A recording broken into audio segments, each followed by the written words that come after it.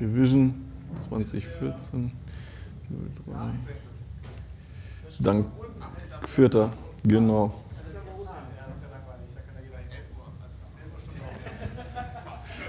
Stimmt, ist jetzt egal. Okay, welcome back to now the more intriguing part, the Atari 2600 video computer system.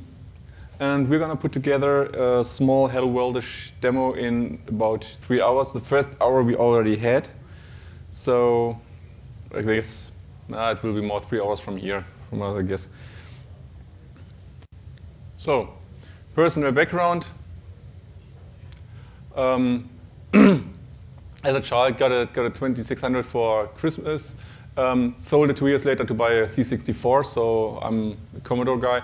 I also stayed always in the same family because the chips, processor and I/O chip in the 2600 are also produced by, were produced by Commodore. There I learned, on the C64 I learned assembler, and in the early 90s I bought for nostalgic reasons a 2600 again because they were cheap and it got stowed away in some drawer and put it out about once every 2 years, something like this, to play some nice games. And from 2002 to 2004, I ported the Stella emulator to the Dreamcast, what I was coding on in the time back then. Today I'm going to spend most of my time including Qt projects. For the demo I'm going to release there, I coded 3 tools I needed for creating the demo in Qt. One of them I'm going to introduce in the 8K talks. A small tool that you can use to plan out some complex timing.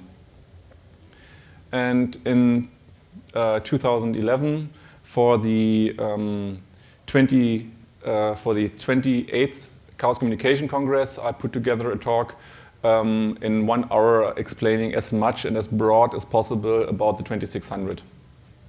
It also got some quite nice reception, as I learned later on. So, why I'm going to do this? Oh, well, it's really, when I'm going to look back on what you can do on really ancient hardware, older than the 2600 is the Apple I, which is not really affordable for a common person. About 6 digits, 7 digits, where are they now? Again. And you've got the Apple I, yes. And you've got the Magnavox Odyssey, but this is something not in a typical design for a later video game console, because you've got no CPU in there, but the CPU, what stands for a CPU is put together in 2 parts, and one of them is in the console and the other half is on the module. So it's really strange to code for this one. Even though the 2600 is ancient, there's still much to discover. If you start coding in there, I've done it for about 2 years or more, about 2.5 years. I've gone into depth on the 2600, and still I know a lot, but I don't know all right now. And it really is the most fucked up hardware I've encountered so far. You will see some so strange things where you think, why did they do it? And as I also did the talks about this, I learned on some decisions why they did it, and this is okay. At that time, this really seemed as the best way to do it, but from later on, you really shake your head on what has become out of it. To me, I've done a lightning talk explaining why I'm demo coding, and this is one. Coding, especially on the 2600, is fun. It's, to me, playing some kind of tower defense game. You've got just 76 clock cycle across, and you've got to make the most of it. It's a really fun thing. Yeah. So I didn't start from zero, so I've got a lot of people I'm going to thank to There's a lot of resources I used for putting this talk and other talks together. And there are, the 2600 community is very friendly. You can come up with a question that's in every FAQ you know, and you're gonna go in there and ask it again. If it's not been asked in the last couple of 2 or 3 months, they're gonna do it as they're gonna explain it the first time. It's wonderful. So, what do you need to start coding? Of course, you need some hardware to do your development on. There's no need for hardware in case of a console, something like this, because most of the time the development runs on an emulator. All necessary source code for the tools, for the emulator, everything is available.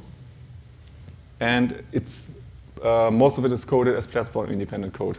So you can even port it to some, if you like OpenBSD, you can run your code on OpenBSD, you can run Linux ARM, you can run several other stuff. So far, I've met Windows, macOS, and Linux users developing for the 2600. So this is also the SDKs. I put up together some archives that are going to get you started with the emulator, with assembler, stuff like this, with some documentation. And this one I've put together for all of the 3 platforms. So what you're going to bring in, as long as it's x86 based, you can code on it. Back then, development was slightly different. The code was assembled on a computer running a proprietary OS. It got connected to a special cartridge that had RAM on it. And when the software crashed, only stripes top-down would be displayed. Also, as I learned a little later on, this was, I guess, something like the second phase of VCS development. In the first phase, they were really not having this special cartridge they're going to use for programming, but they used EPROMs and really assembled their code in there and burned this one. As really slow cycles you're going to get there for testing your code. And for debugging, a logic analyzer was used, which could display steps to leading to a special condition that does not need to be a crash, but also some other stuff. What you need in cases of software, you need an emulator. We're going to be using Stella because it's the most mature and best maintained. It has the most important code, it has an integrated debugger. So you can really step through your code cycle by cycle and see what it's doing. That's a feature that's priceless. And there's several other features for analyzing the behavior of hardware. You've got some register tabs, so you can see not only what the CPU is doing, but what your input values from the joystick ports are, what the current configuration of the video chip is. It's everything really at the touch of a button. Though the emulator is very good, it's not perfect. There are some corner cases where things that might work in Stella might not work on the 2600. I've stumbled in a trap like this rather early in something in the beginning of my codings, and was proud that I managed to do something concerning sprites, and then put it on the Harmony card in the console, and it didn't work. Very frustrating. So what you need for coding is assembler. I've gone through this one in the first part of this workshop. Basically, there are more than 3 choices, but there are 3 groups of choices. Dozen is the de facto standard of the 2600 scene. This is really the one that almost all the example code is based on. Of course, I couldn't go with the other ones. I'm using, typo, CA65 of CC65, of the CC65 package. Because I was accustomed to this assembler already from coding for the C64. And there are all the rest. Acme, I also learned by now, it's a bit popular for VCS coding. There are some that use NES assemblers, as it has the same CPU. And XA is also something that's been used by some of the guys in the scene. My suggestion is, and I've gone to the pain for, is if you don't have a reason to pick another assembler, I suggest to go for DESM because it's the one that the scene uses and you have nothing not to port from one assembler to another, your code. I've gone through the, I really don't like the whole thing about the DESM assembler because the main difference between the DESM and the CA65 is that the CA65 works more like what you know from a C compiler. You can assemble different object codes, different files with object code, and then link them together later on. While DESM, you de facto have one source code file that's going to be assembled, and if you want to do have subroutines in a separate file, you have got to include this file. So this is more like an assembler was used on the C64, for example. And this the CA65 is more like assemblers work on Linux systems, on Windows systems, something like this. So I thought this is more advanced, and I'm going to go for you through the pain, going one step back. I put together a DESM package for you, so that you have got it easier and I've got it harder.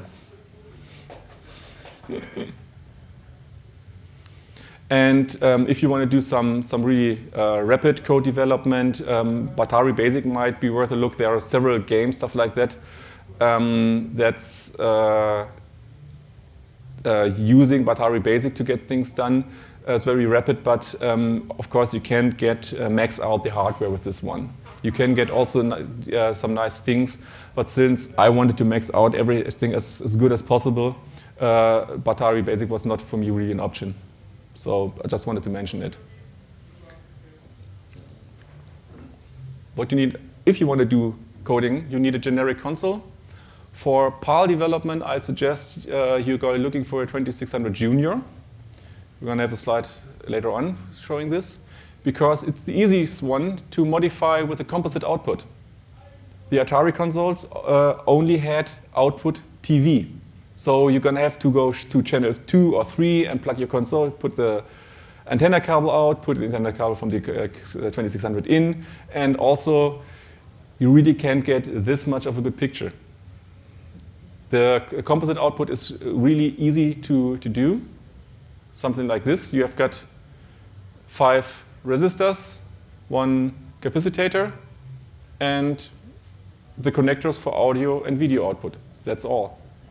This is really easy to solder. Here you're going to see in the area on the PCB of the Atari and the capacitor, the additional resistors. That's it, and then you're going to get to your wire something output. And this only works with the 2600 Junior because you've got a little chip here, the 4050. This is a chip that buffers the line for output. And this was implemented on the 2600 to get a better picture before, to enhance the picture before sending it to the TV modulator. And if you're gonna, and this is the chip we're gonna grab your signals from after it's gonna be improved. So this is why it only works on the Junior, because the other consoles don't have the chip where you get your signal from. And this is what the Junior looks like. It's the smallest one and probably the most ugliest one, but it's the one that works best.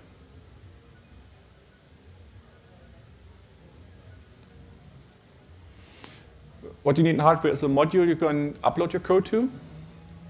The de facto standard right now is the Harmony cartridge. It's capable of loading ROM data from, or you can upload it either through USB or through an SD card. And when you're going to go the SD card way, you're going to have a menu where you can pick from a FAT file system on what code to run, or what code to run. That's really, really nice. And for if you're going to do it, use it only not for playing games, only for development, you can also upload your data via special software using USB communication. And this is what this cartridge looks like. So you're going to see here the SD card slot and the USB slot, or USB connector. So now let's go to the inside. A hardware block diagram. We've got 4 components that are of interest for us. The 2600, the ROM module, input devices, and the output device. Output device television, usually, or a monitor if you're going to get it modded, your console. Input devices are also not that interesting because the demo usually runs non-interactive, so it's not really of interest for demo coding. Of course, interesting is the ROM module. We've got 4K of addressable memory there. So 4K combo code was the usual thing back then. You've got your, this addressable memory contains everything. Your game code, the kernel code is the code that's going to run the graphics controller to display what you want to do, and of course the graphics data as well. Inside the Atari 2600, we've got the CPU that's been introduced an hour ago. The Riot, this is today you would call it one chipset. It's everything you're going to need to get the CPU running. You've got RAM in there, you've got a timer, you've got 2 ports, I/O ports of 8-bit data. Yeah, RAM, and that's where the name comes from. RAM, I/O, and timer, Riot. And the first components were off-the-shelf components. They were available at the time of development when the 2600 was developed. And the TIA, the television interface adapter, is the one that got created for the 2600. And you've got the output of 2 voices of audio, a video output, and an input for collision between the sprites and potentiometers for the pedals. These components, as well as the ROM module, are connected through the CPU bus. And there also is the input devices are connected to the Riot and to the TIA, and the output goes to the television device. So the CPU. I've introduced you to the 6502. The 6507 that's installed in the Atari VCS is a stripped-down version of this one. The 6502 has been described by Michael Steil in a talk as the 2733 C3, the Chaos Communication Congress 3 years ago. And it's a very in-depth instruction. It's really fun to watch. He's explaining why the CPU crashes in a certain condition. It's really, really nice on insights. It was designed by Chuck Peddle, who also worked on the Motorola 6500 team. No, there's not 10 missing. It's the predecessor to this one. And it's clocked at about 1.2 megahertz. So let's compare the two. As I said, it's a stripped-down version. We've got a smaller chip package. We only have 26 pins instead of 40 pins as the 6502. So what's missing? Missing are 3 address lines. Internally, we are running 64K for addressing, but externally, we can only address 8K. So we've got 4K of ROM that's going to be addressed, and the other 4K is for the I/O. As I stated on the prequel here, explaining the CPU, both interrupt lines are hardwired to 5 volts internally. So there's no pin, and because they're hardwired, there's no way you can generate an interrupt, a hardware interrupt. Only with the break command you can jump to the code. There are also some minor important pins that has been removed, and 3 non-connected pins. And why did they do it? It was that the package was one of the most important cost factors when producing the chip, and it was even cheaper to produce, and it was popular for embedded applications like washing machines, something like this. So we're going to now be playing in the league of LFT. So the Riot chip, the RAM I/O timer, was back then a very common companion chip for the 6502 family, especially for something like the washing machines and stuff like this one. It features the vast amount of 128 bytes of RAM. 2 I/O ports. One I/O port is used for the 5 console switches, and another one is for both joysticks, only the directions. And these 8 bits are read-writable. You can switch via the data direction register them to output something, so you can communicate out of the console. I've once built a link cable, but no software. Just example code. The timer is optionally capable of sending interrupts. Haha. We are not capable of receiving interrupts. But this is not something that's going to be of no use to us. I'll get to this one back later on. So let's take a look at how the memory map or how the memory is organized. External address space is 8K, as told. So we've got mirrored it 8 times inside the cases. So the memory repeats in 8K steps. Usually, or the first half is used for I/O, RAM, timer, and RAM. So 1 bit decides if you're going to be RAM or ROM. If it's set, we're going to be in the ROM part. And there also have been modules available for sale back then, in the time when the console was in production, from third-party companies that used EPROMs and an inverter, just to get the low active signal to a high active signal, and then have your game available, produced in a lower amount using EPROMs. So in this case, the addressing is usually used in 2 ways. Either you use all in one slice, so your ROM is addressed as 1FF, or with the 1 starting, or this is what I usually do, is you're going to have the 0 at the first digit for the I/O part, and an F for the ROM part. So the cartridge port has 24 connectors. It's resembling the 24 pins of a 20K bit, a 4K byte ROM or EPROM. We've got 3 power lines.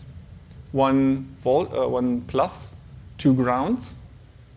We've got 8 data lines for a byte and the 13 address lines. And the 13th address line is stating, as I told, the high active that the ROM is going to be used. If it's low active, the ROM does not interfere with the bus. But there's something missing. What's missing? As I stated, chip select is per definition a high active A12 and a read-write line. This is a design fail. I've seen a documentation where they stated about half a year after the 2600 got into production, was on sale, they realized that it would be nice to have the clock line and the read-write line also put into the ROM so that you can get RAM in there, for example. And but they realized at the time back then, they already set the standard for how it's going to work, and they would have, if we change it, it would be incompatible to the original VCS, so they kept it this way. They found some ways to get around this, but this is something for a chit-chat afterwards. So, I'm just going to explain the exact mapping part over there just once, so that you can put it back up, from the other slides yourself. The small x means don't care. So, as told, the first 4 bits are only the first 3 bits are not seen outside of the processor, so they are always don't care. The other ones are also in a don't care mode. Because these lines are not connected to not connected to the chip in question, so it doesn't matter for him as well what's on these lines for signal, or what the line carries which signal. In this case, this one needs to be 0 because we're going to be in RAM I/O mode. And this one states the mode, which is explained in the next line. And this one needs to be 1. So what we're going to read from here is the write will be addressed from 80 to FF on either the 0 page or on 200 hex or 280 hex. So the mode showing M, if you're going to use a 0 in there, then it's going to be the RAM. And if it's going to be the 1, it's going to be the I/O or timer part of the chip. And as I stated earlier, the X's don't care, so the RAM is also available, not only at 80 hex, but at 180 hex, at 380 hex, and so on, as it's going to be shown, because this one here. So we're going to have this 0 starting at 0, 80, 180, then we're going to have this one bit set, 280, 380, and it toggles right around. Usually interesting for us are only 080, maybe 180 in corner cases, because we're going to want to spend one additional clock cycle because of the change addressing mode, in which we're going to take one more clock cycle, as also stated earlier. And the 280 for reading or writing from timer I/O. So let's take a look at the I/O ports. We've got, for the controller I/O ports, 280 as the data and 281 as the data direction register. And the same for the console switches at 82, 83. The 83 in the documentation is stated never to touch it, because if you put it on output, it could break the console. Other people claimed that this is just very conservative writing. I haven't tried it because I want to keep my consoles in case they are right. So we've got the timer status registers. The 284 is reading the timer. If you add 6 to them, 8, you're going to get it with interrupt enabled and the other with interrupt disabled. And you've got the interrupt flag register. Bit 7 indicates a timer interrupt. Interrupt, if you're going to write it with interrupt disabled, you can set up the timer by multiples of 1, 8, 64, 1K. With interrupt enabled, you add 8 to the addresses and get this one. One word again. There also is this rare corner case that the interrupt also is of value to us, because we can always read from this bit. And even though we are not notified that the interrupt occurred, we can always pull if an interrupt had occurred. So this one is going to be helping us in some corner case that I'm going to explain also in the source code later on in the third part. So memory map, you've got the RAM. This is going to be needed at 2 locations. As I told, the stack always goes to page 1 and not to the 0 page. And the 0 page RAM is available for the addresses. So this one, as shown earlier on, is a mirror. So these address, if you write to 180 to 080, you can read it from 180 and get the same value. So this is going to conclude with my favorite quote from the developer's manual. Okay, the microprocessor stack is normally located down from FF. The variables are normally located from 80 on up, hoping the two never meet. In the documentation, they were also wrong. It's not FF, but 1FF, and it's going to use the mirror, but stripped down. And it's really, really fun saying that, hoping the two never meet. So you're going to put your variables up, the stack goes down. Yeah. So the video chip, again, the mapping I will go through it just by explaining the mirrors later on. Usually addressed as the first 64 bytes. It's going to be available at 16 locations, at 32 locations, at 0, 40, 10, 140, inside the 8K area. We've got space in there for 64 registers, and it's going to be 14 read-only registers. They are mirrored 4 times again, because they just didn't connect the address lines to the read logic. And there are 45 write-only registers. The problem is, you see, we've got different registers, so writing to one address does something completely different than reading from this same address. So you can't write, for example, a write-only register is a color. You can't write the color and use this one as a memory, as a byte to store data in, because you can't read it back. There's no way. Hey, I told you, it's fucked up. So the read registers are these ones. The first 8 ones are collision registers, stating on what collision has occurred. Missile 0-1 with a player, with one of the 2 players, missile 1 with one of the players, and so on and so on. And since we are doing demos, we don't really need collision detection. The first 4 input registers are from the pedal, and input 4 and 5 are the fire buttons from the joysticks. More interesting for us is the write registers. There are some registers that are needed to write to for synchronization, for generating the correct TV frame, the correct TV picture. And we've got some audio registers, and all the other stuff is for displaying the variant aspects of the graphics. And we also got some register that's going to clear the state of the registers from the collisions.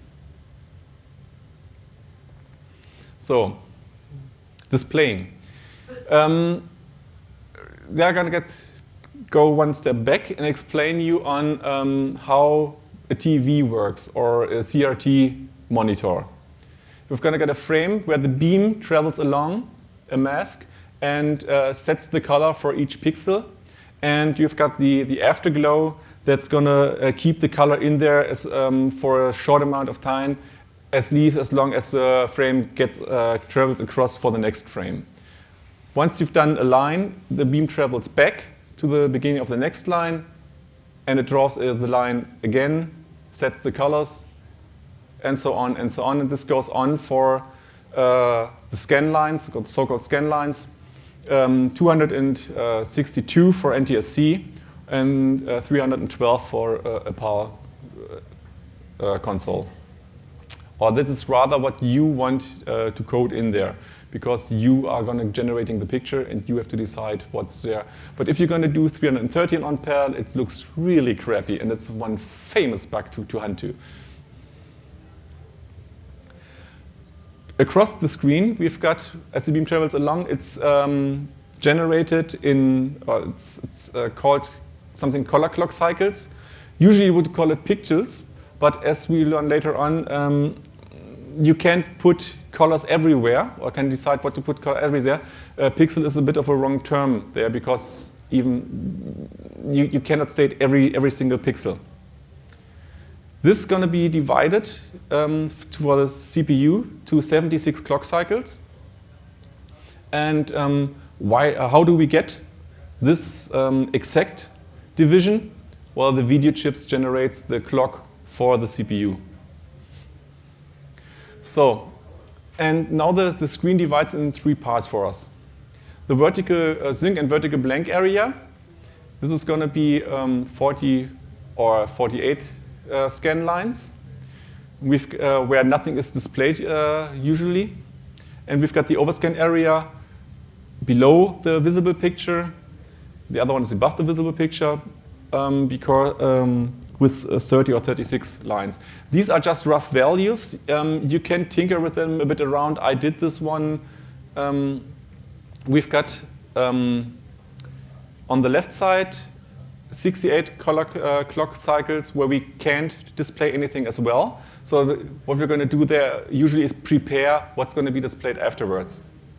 So this leaves us with a drawable area of 160 color clock cycles in width, pixels in width, and 192 lines for NTSC and 228 lines in PAL.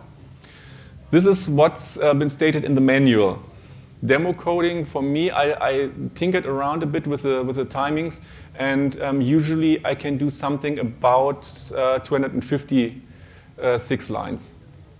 So this is just something, these are just recommendations, and I've stretched the drawable area in the height a bit because they were also a bit conservative, and you have blank lines at the top and at the bottom of the screen if you're going to use these timings. But this is also prepared for you. So as I stated earlier on, we've got no frame buffer. Nothing you've encountered from any other console. This is a big difference from the 2600 to everything else I've encountered so far. So when the 2600 was designed, RAM was very expensive. To convert the graphic capabilities, you need 30K of 7-bit words just for the area that's been defined in the manual. This is not only not addressable by the CPU, it is not only too expensive, but the most important, we couldn't address this amount of memory in a reasonable amount of time. So they have taken a completely different approach. You program the video chip while the image is displayed. So what's the top notch for a 64 coder is daily bread for a VCS coder.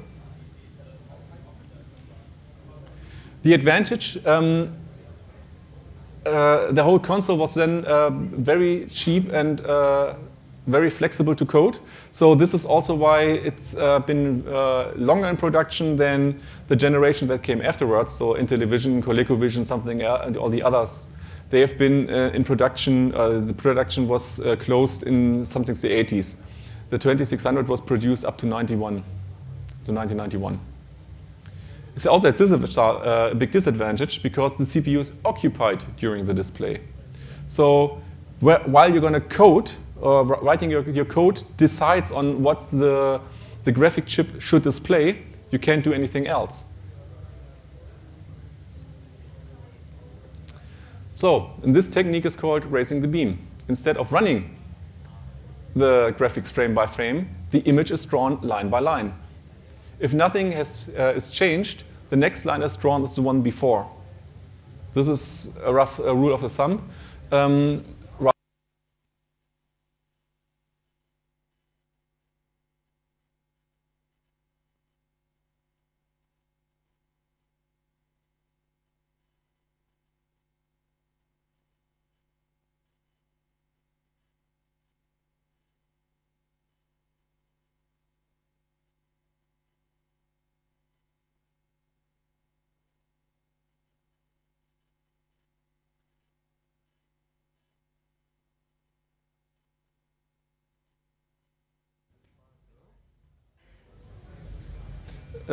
Ja, und gleich wieder runter, weil ich ja noch von den Lautsprechern stehe.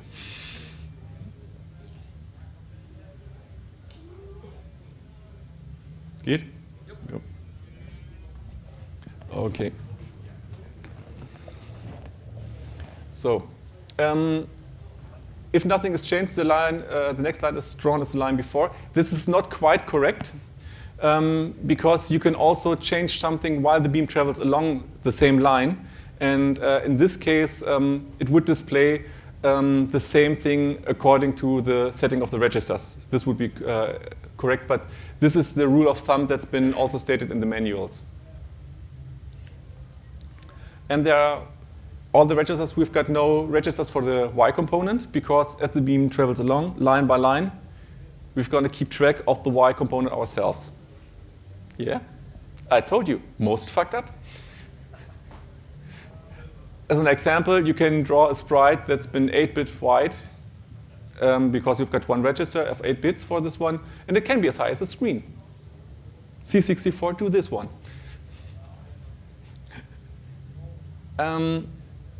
But you need to tell the TIA what to paint while it's painting, And because you always, in some time-critical manners, on when it's going to be drawn, this is called racing the beam. And this is also some kind of the fun part. Seeing this is also something that we're going to do in the first demo that you're going to code. You're going to be coding the most easiest part of racing the beam. You're not going to do just line by line, but you're going to do something that as the beam travels across the line. But we're going to get to this one later on. So what you're going to do is coding playfield graphics. Playfield graphics has 40 bits. This is the resolution. So 4 color clocks together define one playfield graphic bit. There are registers. Let's take a look at the registers responsible for the generation. This is called they are called colu for color, playfield, and background. We've got 3 registers containing the data. And how are we going to squeeze 40 bits in 3 bytes? We've got a control register for the playfield. And the bit 0 indicates if the playfield should be reflected or repeated. Meaning, the meaning I will explain shortly later on, because I've got an on slide for this one. We're gonna another bit is gonna show if we're gonna use player colors. So the left half will get a different color as the right half and use the player color, or 0 use the playfield color. And you can decide if your sprites should overlap the playfield or the playfield should overlap the sprites. So let's take a look at the data register in depth. These are our 20 bits. As we know, we learned, it's going to be repeated or reflected. So something broken there. So the playfield data is only 20 bits. They can be either mirrored. So yes, these are the bits as they are drawn along. They can be repeated, or what you're going to code, they can be changed while they are repeated. So what we're going to do is, while the beam travels across, the DCBA, what the byte in the PF0, will be changed after it has been displayed with a new set of data. So we're going to get really all 40 bits displayed with unique values. And if someone should ask me, didn't you do something wrong in there because there's static DCBA here and there's ABCD? No. The playfield bit, the playfield will be, in this case, displayed reversed. On the right half, they will be displayed in the right value. In the middle, they're going to be displayed in the right order, and for the last byte, they're going to be placed in reverse order. So writing your scroll routine is not as straightforward as you think at first. It's taken me about an extra hour and some really colorful curses to get this one done the first time. Yes, and it's intuitive and straightforward. Well, this isn't. It's really fucked up. As I stated, the most fucked up console. Sprites. The television interface adapter, the TIA, has 5 sprites. Sounds nice. Well, there's got 2 player sprites, 2 missile sprites, and a ball sprite. The problem is the ball sprite and the missile sprites can only be turned on or off. They have only got 1 bit of data, yes or no. Only the player sprites can be used for 8-bit data. So you really have, for high-resolution graphics, you have got 2 times 8 bits of data. And yet there can come out some really cool demos out of this console. Pardon? We're going to get to this one later on. The missile positions can be locked to a sprite player so that you can move the missile and the sprite along. This is quite nice if you're going to have some game that's going to do some up-scroll shoot or something like this. So that you only have to position the one sprite and the other one will be also positioned along. And the hardware, because we have 2 player sprites, 2 missile sprites, a ball sprite, it was designed for running tank, that's been called combat in the VCS console to avoid some lawsuits. Where you've got the 2 players with 8-pixel wide sprites and the 2 missile sprites, shots from the tanks. And the other one is Pong, the classic that's got Atari started for home entertainment, in this case a port. And you've got your 2 player sprites, you've got your ball sprite in there. The ball sprite shares the color with the playfield graphics. And in this area, the bit has been set also here for scorekeeping, meaning the left part gets painted like player 0, and the right part gets painted like player 1. And the same again up there. Sprite placement. Another beautiful. How sprites are placed on the screen. Why? Also, you just turn it, Y is the Y component, you just enable it before you write the data to it before it reaches the point in the left side of the screen that's not displayable. You write the data in it that it should display. If you write 0 in it, then nothing is displayed. So this is how you set the Y component. You just set it on the right time. This is easy. X is much more complicated. You've got, for each sprite, a register that's called reset, player 1, reset, player 0, player 1, missile 1, missile 1. Oh, it's called reset. Reset is just a register that's been triggered. It resets, but it takes no value. So reset has a slightly different interpretation here. It's not reset to position 0, but to the current position of, or X position of the beam. Anyone who buys me a drink later on will get the story why they did it. I got it really, some documentation. It's really case, it's really a nice story. So as we learned, the graphic chip runs 3 times faster than the CPU clock. So you can position the sprite exactly, but only in a raster of 3 color clock cycles. So you need something else for fine-tuning the position.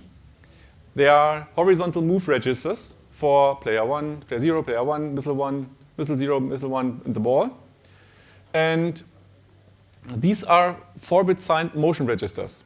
They can move a sprite from -8 to +7 color clock cycles, and negative moves to the right. Hey, intuitive.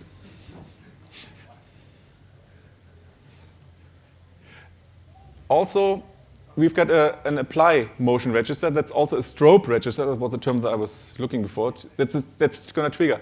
There, you want to prepare on how it's going to be displayed, on how much it has moved. And only when you trigger the move register, it would really apply these motions. This has one nice advantage. You can do drawing some lines with sprites across the screen. You just set the motion register once and trigger the 8th move register every, let's say, 4th line on the screen. So you're going to get a nice stairs-like pattern. That's also something that's often used in demos. That's big. And you have got a register that you can write 0 to all of the motion registers at once. Again, this is a strobe register, so just writing it resets it. You can write any value to it. As you learned in SvOlli, this is the question: can this one be done any simpler?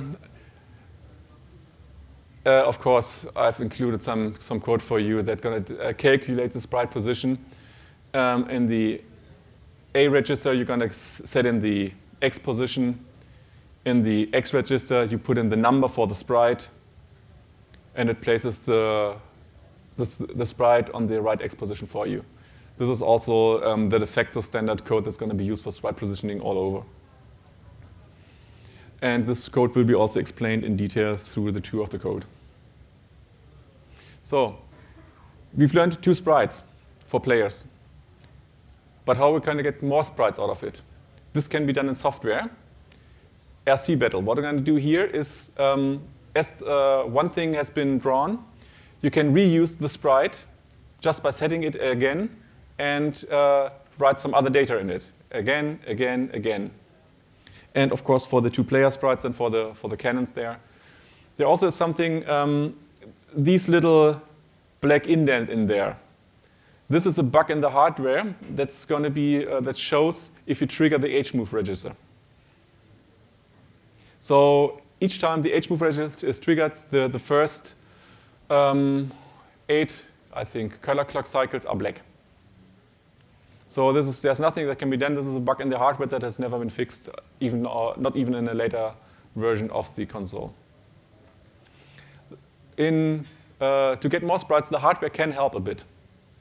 Let's take a look at combat, at another version, at the plane fight.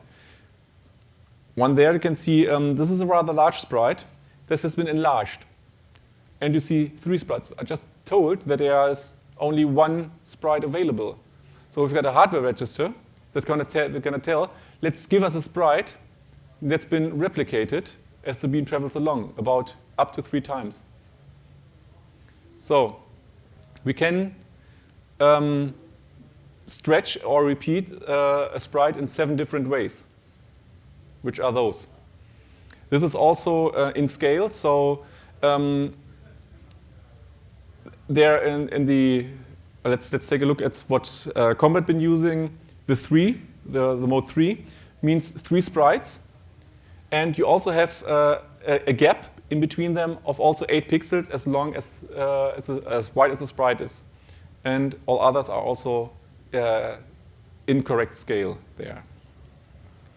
So mirroring of the sprites is also possible just by writing a bit in a special register, so that you can save ROM to have a figure placing in the other direction. Ball sprites and the missile sprites can be defined being in size of 1, 2, 4, or 8 clock cycles. So it's not just a small line. You can also use it to lay it over something that should not be visible, for example.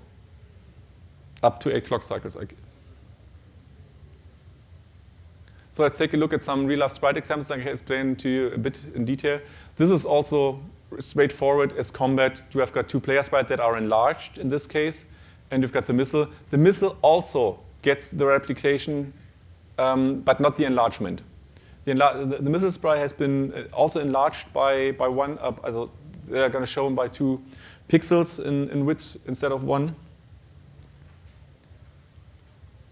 And you've got 2 missile sprites if the other player would shoot, but I just had 1 joystick to take the shot. Let's take another look at a more creative version. It's Circus Atari. The 2 clowns jumping up there, trying to pop the balloons, are the player sprites. But as we're going to use up all the player sprites, what are we going to use for the seesaw? The seesaw is using a missile sprite that's been moved to half of its width every line, giving us, again, some indentation in here. But this has also been used as the starting ramp for the clown to jump in. So you're going to put it in there by playfield graphics to put it back in there. Oh, I've got much more enjoying parts about this one. So Berserk. Berserk is also a fine example. This was one of the first games I had back then when I bought it, when I got for Christmas the console the first time. And how they're going to make sure, what they're going to do when 2 of the enemies that are going to using the same sprite over and over again try, when one bone road would try to go down to reach the player. Well, it wouldn't. It would just stop in there, and because it's going to be interfering with the Y component of the other sprite. So they're not going towards me, but they're going to go to the side just to attack me. Vanguard also used the same technique. They also had just they made sure in software that no 2 enemies were at the same Y component, or at the same line. Pac-Man did it slightly different. And it's really got a bad reputation, this game. And well, the programmer's not to blame, you just hadn't had enough time to write it more properly. They're going to do interlacing. So every of the enemy is only drawn every fourth time. And they just rely on the afterglow of the television so that the sprite appears longer on the screen than originally drawn at. This is what flickers like hell. Really cool is something like Space Invaders. They did the sprite triplification.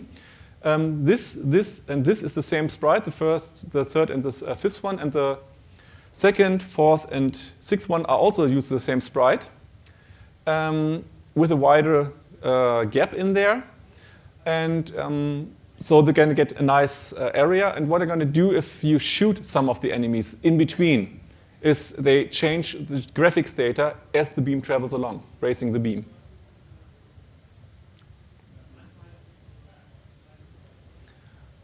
DigDuck is one of the finest examples on how to use just two sprites for something cool. They only interlace when there are more sprites on the same scan line. I've tried to get behind on how they did it. By reading the disassembly, I didn't get it.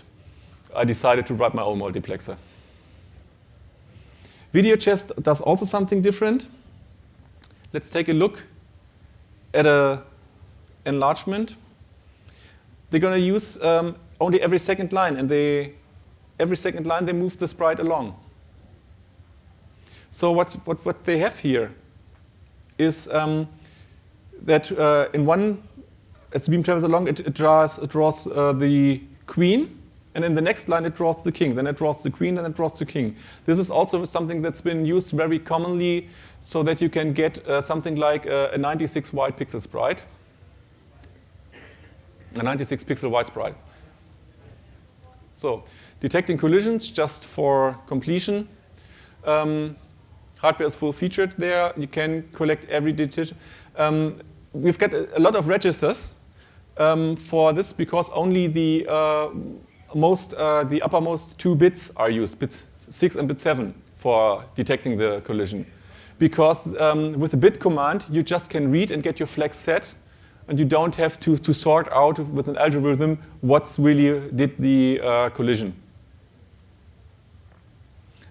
Yeah, and the register will keep their bits until the clear register for the collision is triggered. Also, let's get to the question, what is a collision? There are two options. Either when two pixels touch, or if their drawing areas touch. And in this case, the tier is using really pixel-exact collision detection. They knew on where really they have to be way exact. We've got 4 color registers for background, playfield, and the 2 player sprites. All other objects share the same color register, as for example, the ball gets from the playfield and the missile sprites from the players. Each color can be picked out of each color can be picked out of a palette of 128 colors. They originally wanted to do 256 colors, but they recognized that the luminance wasn't. You couldn't tell really some two colors apart if they were too close to each other. So they decided that they're going to could spare some transistors on this one if they're going to use only the 128. And you're going to see this one because the least significant bit isn't used for determining what color has been used. So this is the NTSC color palette. This looks like that's also called the Atari Rainbow. The PAL is a bit different because PAL generating the PAL signal is more complex than the NTSC signal. They needed to spare in some of the transistors for the generation, and so they decided that they have much more black and white area, and from detailing, the from the NTSC, the E line got dropped, the F line got dropped, and the 1 line got dropped. But, and also they are sorted differently. So we have got the rainbow. If you want to get the rainbow, you've got to go first the even numbers down and then the odd numbers up. And then you're going to get this thing back again. I told you, fucked up.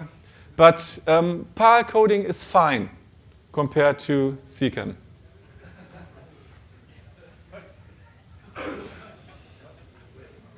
The games were, or the consoles for CCAM were internally hardwired with the black and white switch chosen to the black-white position, so that the game would only use or try to use the luminances for the color. And then the different colors get helped picked by the thing. It's not nice. Let's keep it this way. So we've got our 4 color registers, as stated for background, playfield ball, the miss player 0, missile 0, and if the playfield bit is set, the playfield left half, and also the same vice versa for the player 1. If you should go for NTSC or PAL,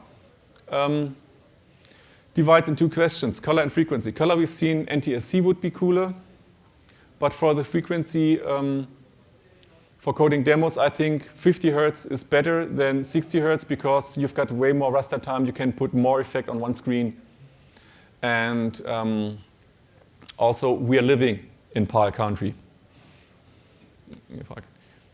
So 60 Hertz gives you a smoother gameplay. I've also seen some games that use difficulty switches for selecting if you want to do it in PAL or NTSC. There are also some ports of games or something like this. There you can play PAL 60. So we've got 60 frames per second, but the PAL color palette.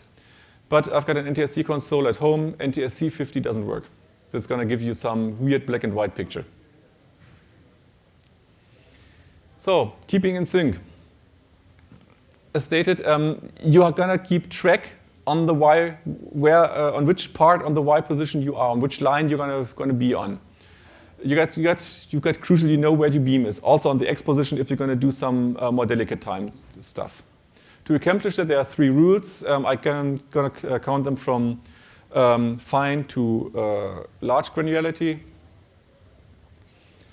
You can count your cycles. As I told earlier on, the exact execution cycles for each opcode in each corner case is known. So you can really keep track of your stuff. To make things easier for you, you can write to the strobe register wsync to stop the CPU until the start of the next scan line is reached. This is something, as I read this one, I said, wow, this was something that would be so cool on the C64. On the Atari VCS, this is crucial. You couldn't do anything without it. And if you can't predict how long some code will tell, then you start a timer and wait for it to time out after the work is done. And the framework, framework is a bit thick on this one, but the framework will do this can do this for you. I will explain it to you as I explain the source code. Audio. This is going to be a bit short. As Tjoppen said he would do some on the audio, I kept this one short. Tjoppen's not here, sadly. So we have got 3 voices, each having 3 registers. Volume, you have got 4 bits. You've got a frequency divider, that's 5 bits. The base frequency, that's really an old slide. I fixed it, this one at home. Hey, is divided by 2 to the power of audio frequency plus 1. So, yeah, 2 to the power of the audio frequency. This means you're not going to be getting exact notes. They're going to sound a bit off, up to something like 30, 40%. There's also the very nice story of someone who coded a game for Atari console. He took some very cheap children keyboard that has just some squeaky sounds, and he just got to the keyboard and marked each note that's been available, and that's off by less than 10, or less than 11% or less. This is some magic line there because you have a lot of lines that are 11%, or notes that are 11% off. So this is, and he handed something to the music composer, said, here, with this notes, compose me something.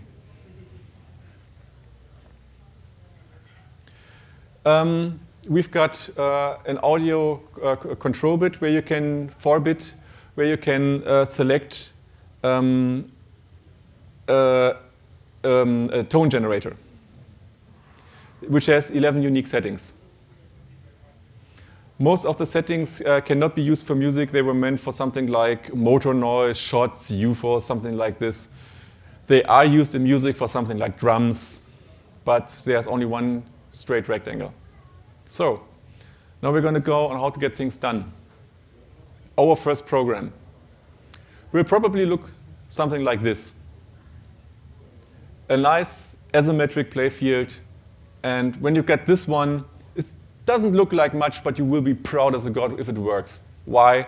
Because you've won your first race with the beam.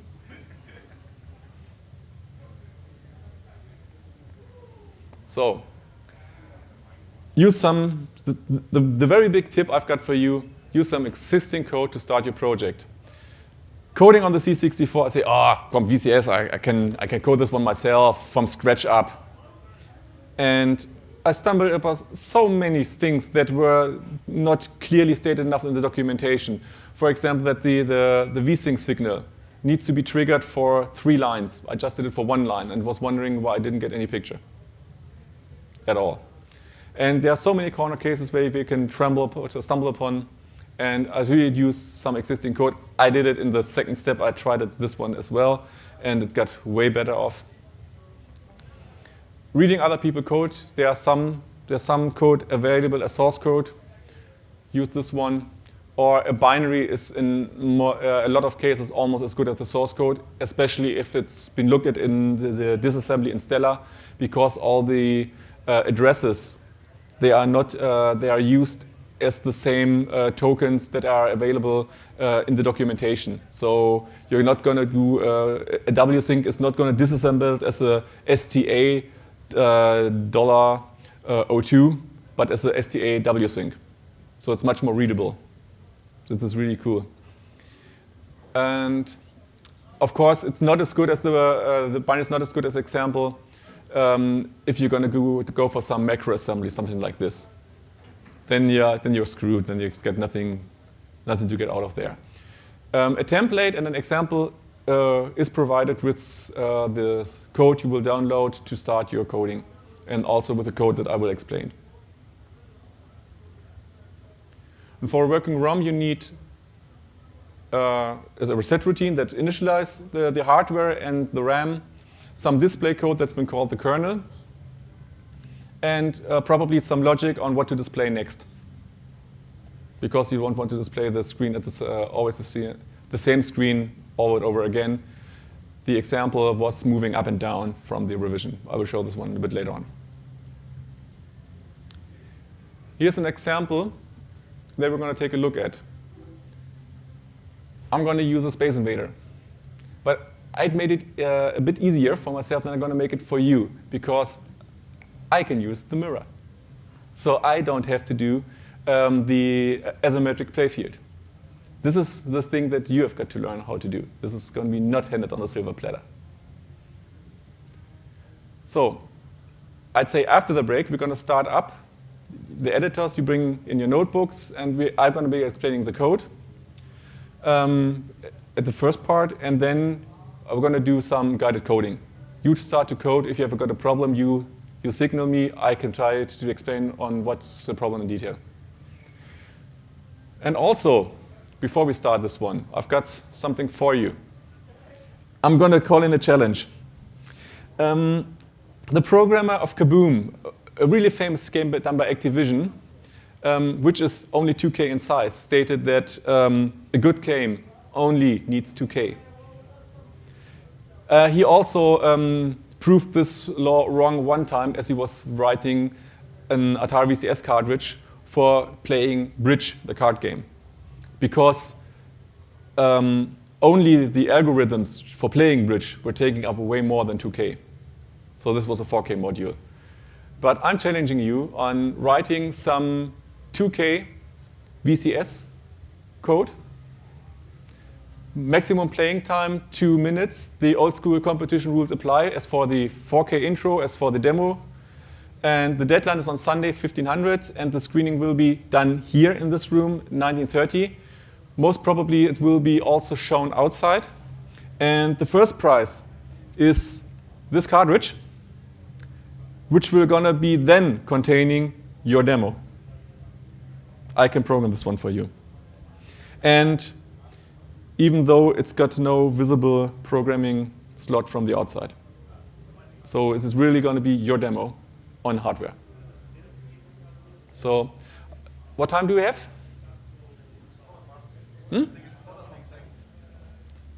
So let's say we're gonna take another, let's say, 19:30 we're gonna continue. You bring in your notebooks, we're gonna arrange the area for you. And also can get something to drink. So see you in a quarter of an hour.